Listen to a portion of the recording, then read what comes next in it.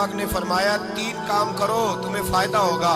حضرت عبدالرحمن ابن عوف فرماتے ہیں میں نے اس کا تجربہ کیا اس حدیث کا, اور آپ فرمایا کرتے تھے مجھے اللہ کی عزت کی قسم جو میرے نبی نے کہا حق اور سچی کا ہے, حق اور سچ کا ہے. حضور سید عالم صلی اللہ علیہ وسلم نے فرمایا صدقہ دینے سے مال کم نہیں ہوتا. صدقہ دینے سے مال جی کیا کرنے سے, یہ وعدہ ہے نبی پاک کا. صدقہ دینے سے پیسے, اچھا بتائے نا جی مجھے 1000 میں سے 500 دے دیا تو باقی کتنے رہ گئے؟ تو حضور فرما رہے ہیں کم نہیں ہوتے. 1000 دے دیا تو باقی کتنا بچا؟ نہیں بھائی, میرے محبوب فرماتے ہیں تو اللہ کے راستے میں 1 دے وہ تجھے 700 گنا کر کے واپس عطا فرمائے گا. نبی پاک نے فرمایا صدقہ دینے سے مال کم نہیں ہوتا, اور فرمایا معذرت کرنے سے عزت میں کمی نہیں آتی. معذرت کرنے سے عزت میں کمی, اللہ اکبر, معذرت کرنے سے عزت میں کمی.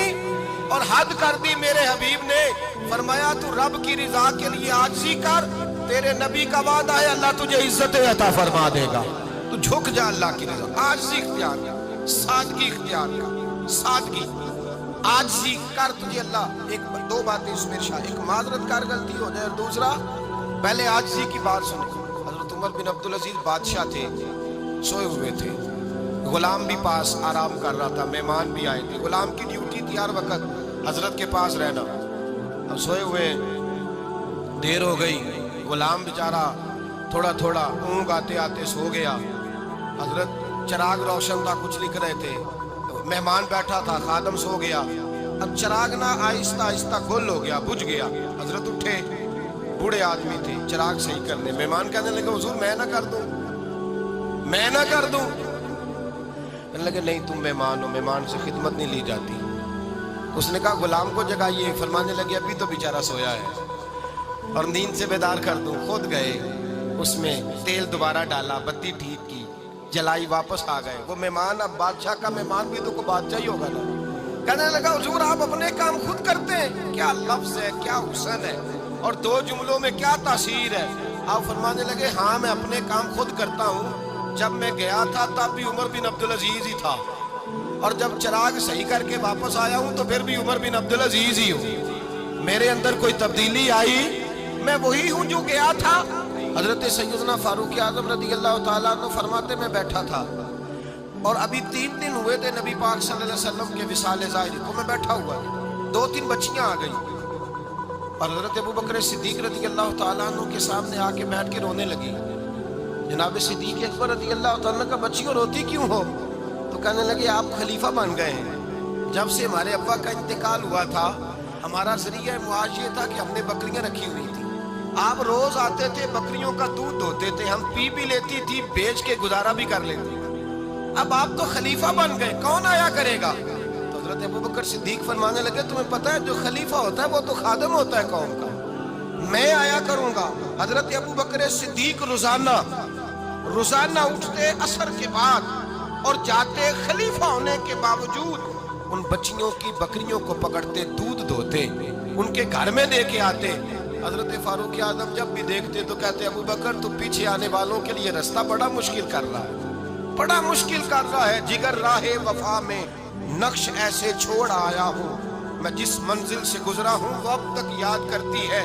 حضرت سلمان فارسی رضی اللہ تعالیٰ عنہ صوبے کے گورنر تھے, سادہ سا لباس پہن کر سادہ سا بس اسٹاپ پہ کھڑے تھے, جہاں سے لوگ اندر داخل ہوتے تھے, جہاں سواریاں باندھی جاتی تھی, آج ہم اپنے زبان میں اسے بس اسٹاپ کہتے ہیں. باہر کھڑے تھے, کوئی مہمان آ گیا کسی کا, اس نے دیکھا سادے سے کپڑے ہیں, خستہ سی حالی ہے, اس نے سمجھا کوئی کلی ہے شاید, معذر کوئی ملازم ہے.